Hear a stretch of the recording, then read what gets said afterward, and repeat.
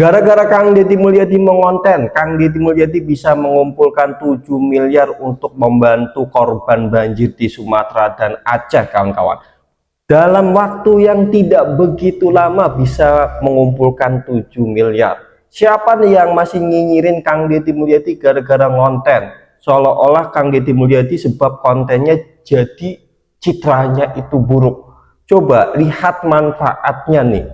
Tidak membutuhkan waktu yang lama, gara-gara Kang Deddy Mulyadi sering konten, bisa mengumpulkan uang 7 miliar untuk apa? Untuk membantu saudara kita, saudara yang ada di Sumatera dan Aceh. Coba kita saksikan bersama-sama videonya ya.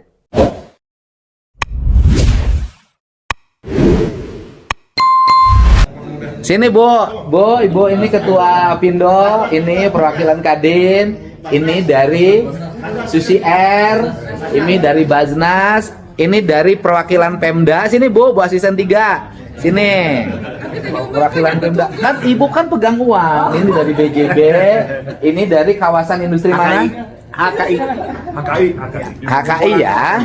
Ini kami sudah berkumpul dalam waktu tidak terlama, hanya 5 menit.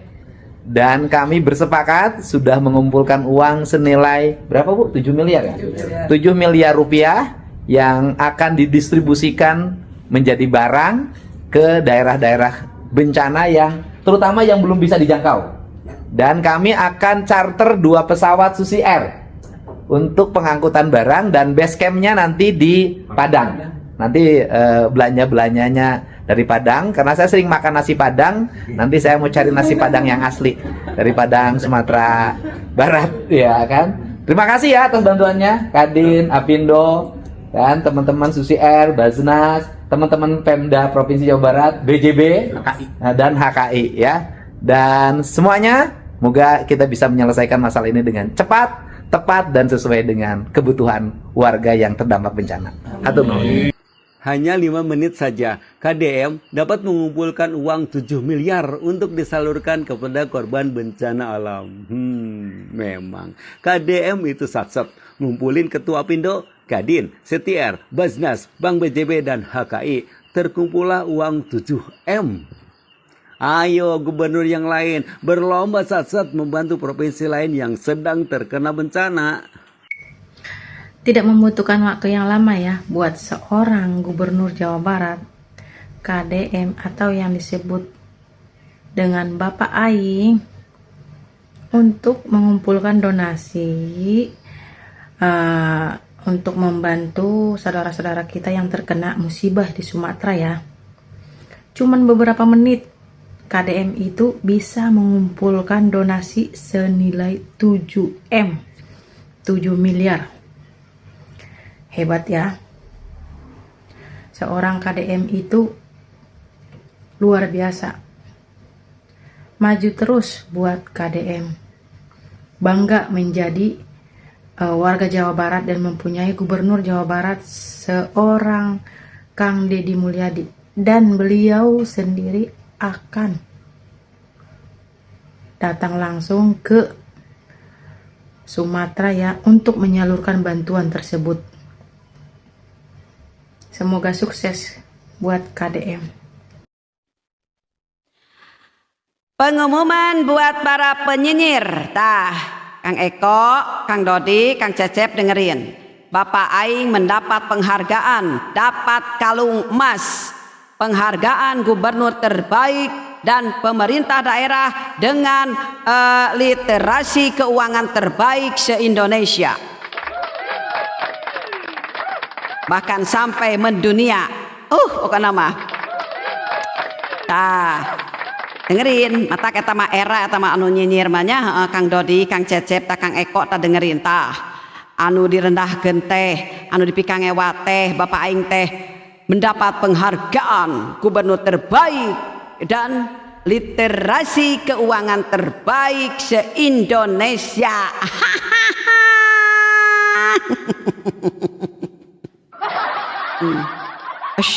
Atak tong anggap enteng Bapak Aing, tong ngaremehkeun Bapak Aing. Juara.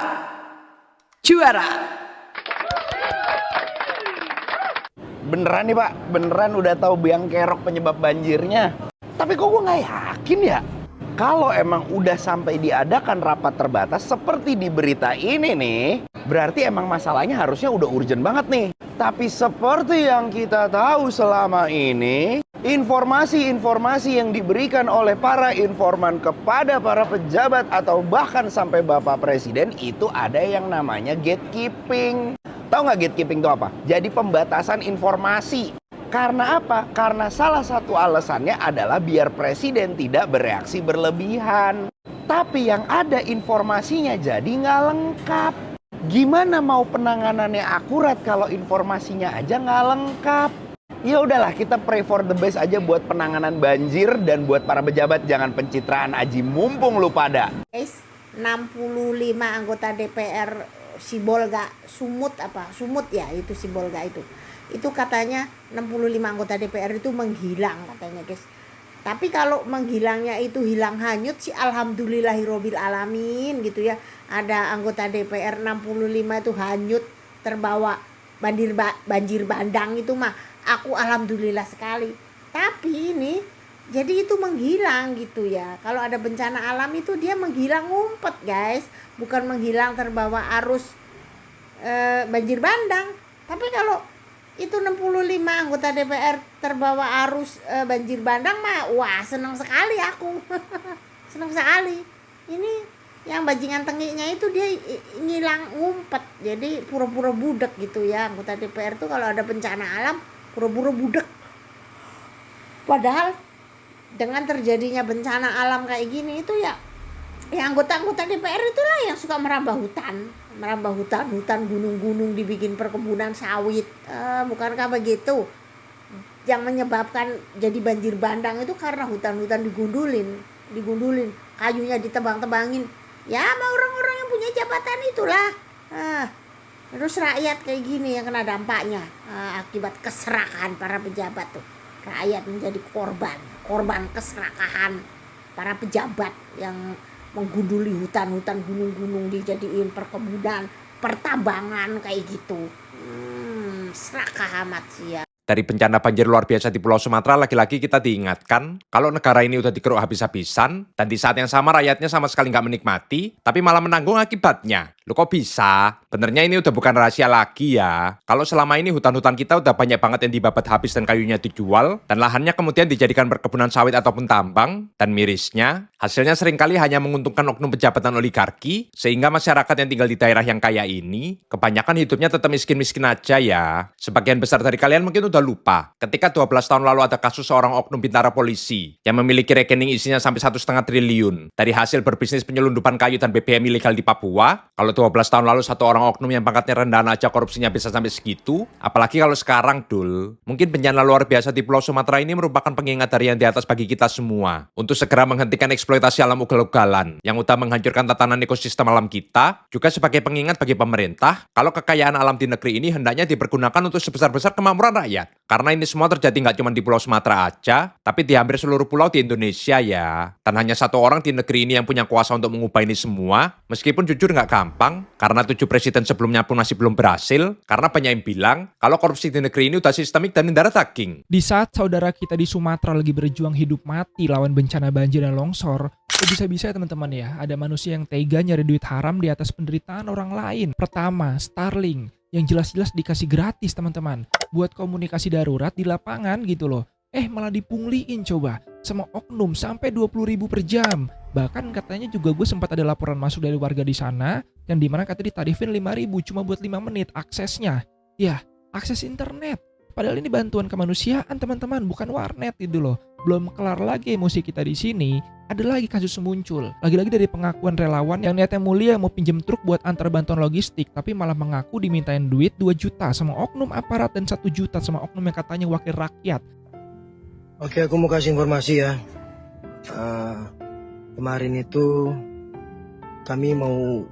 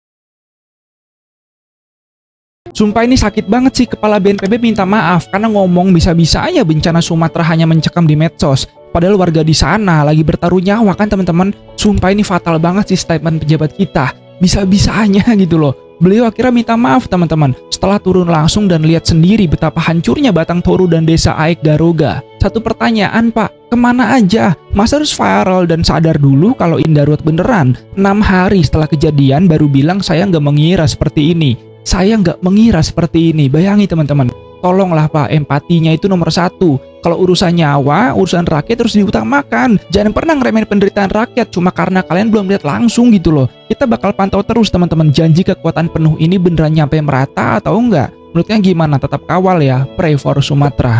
Beredar luas video foto Zulkifli Hasan, Ketua Umum PAN sekaligus Menteri Koordinator Pangan, memanggul bahan pokok mengunjungi pengungsi di Sumatera. Viral bro, tapi viralnya bukan masyarakat, bukan publik itu memuji, justru mencemooh. Kenapa? Pertama, dia bukan bupati di wilayah situ. Dia bukan gubernur di wilayah situ, dia bukan presiden, dia juga bukan menteri sosial yang ngurusi urusan-urusan bencana, menteri koordinator pangan. Tidak ada kaitannya dengan tugas-tugas ngurusi bencana. Tapi kenapa dia memanggul bahan pokok seperti Khalifah Umar bin Khattab yang ketika memimpin ada warganya miskin tidak bisa makan? Setelah saya pelajari, saya lihat-lihat, ternyata bro, Zulkifli Hasan tahun 2009 sampai 2014 adalah Menteri Kehutanan. Dan menurut Google, banyak berita yang menulis zamannya Zulkifli jadi Menteri Kehutanan, obral izin HPH. Hak penguasaan hutan, hak pembabatan pohon-pohon di dalam hutan, baik Sumatera, Kalimantan, Sulawesi, Papua, yaitu Zulkifli Hasan. Jangan-jangan dia aksi memanggul, banyak diliput kamera, satu karena merasa bersalah sebab dulu dia yang memberikan izin pembabatan hutan. Yang kedua, dia mau maju menjadi calon presiden 2029.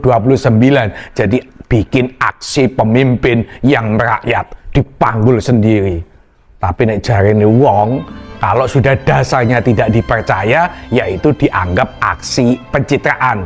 Ayo teman-teman, silahkan komen apa komentarmu terhadap aksi Zulkifli Hasan, Ketua Umum PAN, Menteri Koordinator Pangan, memanggul sembako sendiri kepada para pengungsi di Sumatera. Kalian komennya positif apa negatif? Banjir bandang di Sibolga, Tapanuli Tengah, dan daerah sekitarnya. Alam, APBN, ambil positif, buang negatif, tonton videonya sampai habis. Gue bukan siapa-siapa, gue bukan ahli, gue bukan pejabat, gue bukan bagian dari pemerintahan.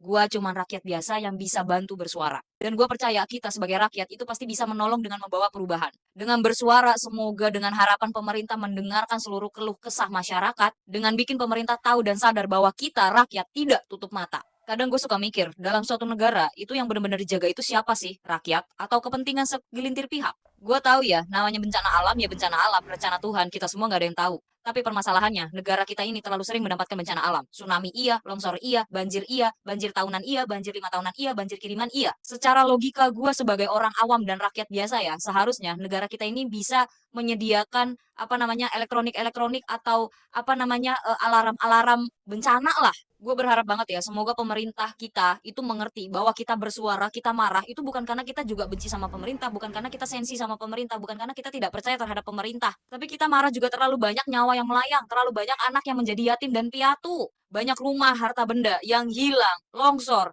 hanyut gitu aja setelah bertahun-tahun, berpuluh-puluh tahun dibangun. Rakyat kalau marah, menurut gue itu wajar. Justru kalau rakyat nggak marah, itu aneh. Gue tahu juga kalau bencana alam itu emang udah rencana Tuhan, rencana yang di atas, rencana yang kuasa. Kita manusia biasa tuh nggak tahu rencana besok tuh apa, besok gue masih hidup apa enggak, besok gue makan apa segala macam, gue nggak tahu. Tapi kalau ngomongin soal bencana alam, ketika tanah dikeruk, ketika bukit dikeruk, ketika pohon ditebang, tanah dibikin pembangunan semuanya, itu salah siapa? Salah Tuhan. Ketika daerah-daerah yang seharusnya sudah tahu menjadi zona merah, kenapa daerah zona merah tersebut malah dibikin pembangunan, pohon-pohon ditebang, hutan dihabisi? Biar apa? Justru menurut gue ya, pemerintah itu punya kewenangan yang paling besar untuk mencegah bencana menghilangkan nyawa rakyat. Itu tanggung jawab, bukan pilihan. Kalau izinnya lebih ketat, kalau pengawasannya lebih ketat, kalau sistem mitigasi lingkungannya benar-benar dijalankan, kalau drainase dan sungai dibersihkan secara rutin, kalau akses evakuasi, tata cara evakuasi dipersiapkan jauh-jauh hari, mungkin dampaknya tidak akan sebesar ini. Dan kalaupun gue yang sering bersuara dalam mengkritik pemerintah, itu bukan karena gue tidak mencintai negara ini, justru karena gue sangat amat mencintai negara ini. Itulah kenapa gue selalu mengkritik pemerintah. Bukan karena gue oposisi pro atau kontra dengan pemerintah, bukan karena gue buzzer pemerintah, tidak. Kalau pemerintah salah pun gue salahkan kok, gue kritik kok, biar apa? Biar pemerintah itu sadar dan tahu. Kritik ini bukan untuk menjatuhkan, tapi kritik yang selalu gue suarakan, ini untuk mengingatkan dan untuk memberitahu, untuk untuk menyatakan bahwa angka rakyat itu bukan statistik, tapi rakyat itu adalah nyawa. Dan nyawa rakyat itu juga bukan angka statistik. Yang sering gue lihat dan yang sering gue dengar apa? Pemerintah juga balik menyalahkan rakyat. Buang sampah sembarangan sih. Lagian bangun rumah deket sungai sih. Padahal, siapa yang buat tempat sampah itu jadi pemukiman? Siapa yang seharusnya membuat tempat pengelolaan sampah yang layak untuk rakyat? Siapa yang seharusnya tegas melarang pembangunan? Siapa? Rakyat. Kalau pemerintah mau bebenah, kalau pemerintah mau mengedukasi rakyat, harus dibarengi dengan sistem yang sedang diperbaiki. Kalau mau edukasi rakyat, harus dibarengi dengan pembaharuan sistem yang betul-betul dilaksanakan. Kritik itu bukan kejahatan. Gua nggak memaki, gua nggak menghina instansi manapun, gua tidak ngata-ngatain pemerintahan. Kritik itu bukan kejahatan. Ngomong jujur itu juga bukan kejahatan. Dari tadi juga gue nggak nuduh siapapun kok. Gue ngomongin fakta. Lingkungan rusak, ya banjir, longsor makin banyak, makin tipis. Mitigasinya lemah, ya korbannya makin banyak. Penanganannya lambat, itu menyebabkan luka lebih dalam lagi untuk hati rakyat. Itu bukan fitnah, itu fakta. Suara rakyat itu penting loh. Kalau rakyat diam, nanti dianggapnya rakyat biasa-biasa aja dan nggak kenapa-kenapa. Gue percaya negara Indonesia ini adalah negara yang besar. Dan gue percaya negara Indonesia ini bisa menjadi negara yang jauh lebih maju dan berkembang lagi. Dan gue percaya Sibolga, Tapanuli, Sumatera Utara, dan daerah sekitarnya itu bisa lebih